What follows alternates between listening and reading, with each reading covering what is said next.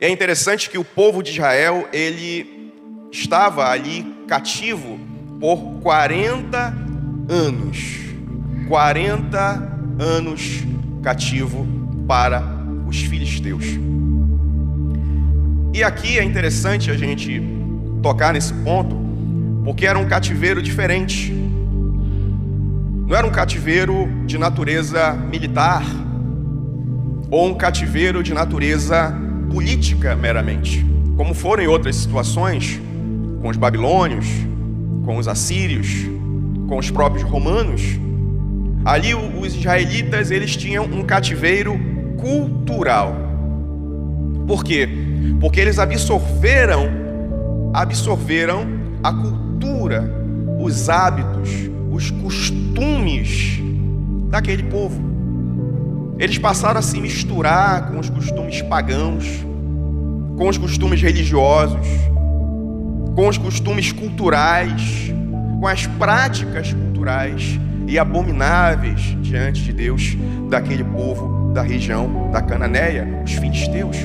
Então era muito maior do que um cativeiro militar ou um cativeiro de natureza política. Era um cativeiro da sua mente, das suas ideologias, das suas cosmovisões. Queridos, e quantos de nós, quantas igrejas hoje estão presas neste cativeiro de ideias? Cativeiro ideológico, cativeiro de pensamento, cativeiro de cosmovisão. E o que é cosmovisão? Eu já falei outras vezes aqui. A cosmovisão é a percepção de mundo. A cosmovisão é a forma como você e eu enxergamos o mundo que está em nossa volta. E nós, cristãos, temos como lente de cosmovisão a palavra de Deus. Nós enxergamos a vida, nós enxergamos a jornada nesta vida através dos preceitos e dos princípios da palavra de Deus.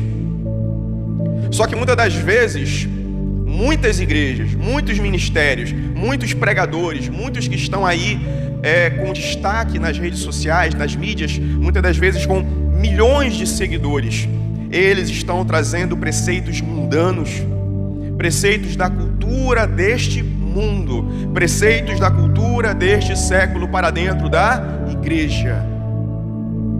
Há igrejas que você vai, meus irmãos, que você já não sabe mais se você está numa igreja ou se você está em algum outro lugar qualquer. Há pregadores que hoje pregam mais palavras como se fosse coaching do que realmente palavras que confrontam, palavras que tocam a alma humana, que tocam a minha vida, que tocam a sua vida, palavras que geram transformação. Porque se a palavra ela não gerar transformação na sua vida, ela é uma palavra vazia. E você vai em muitas igrejas onde é apenas aquela palavra que afaga, que massageia o seu ego e a sua vida, e não que te confronta, e não que gera mudanças. Então nós vemos as cosmovisões seculares, as cosmovisões mundanas entrando dentro da igreja, e práticas mundanas ocorrendo dentro da igreja e se normalizando. O pecado, a corrupção, os desvios doutrinários, os desvios éticos, os desvios de moral ocorrendo dentro de muitas igrejas e se normalizando, passando a fazer parte da cultura. Queridos, precisamos de uma cultura do reino, precisamos de uma identidade cristã, e não podemos abrir mão dos nossos valores, não podemos abrir mão da nossa cultura cristã, da nossa identidade cristã, repito. Não podemos, como fez Israel. Israel estava num cativeiro, repito, muito mais do que político ou militar. Israel estava num cativeiro de sua mente. Porque ao absorver a cultura da região da Cananéia, a cultura dos filisteus, a cultura pagã dos filisteus, eles estavam aprisionados pelo pecado.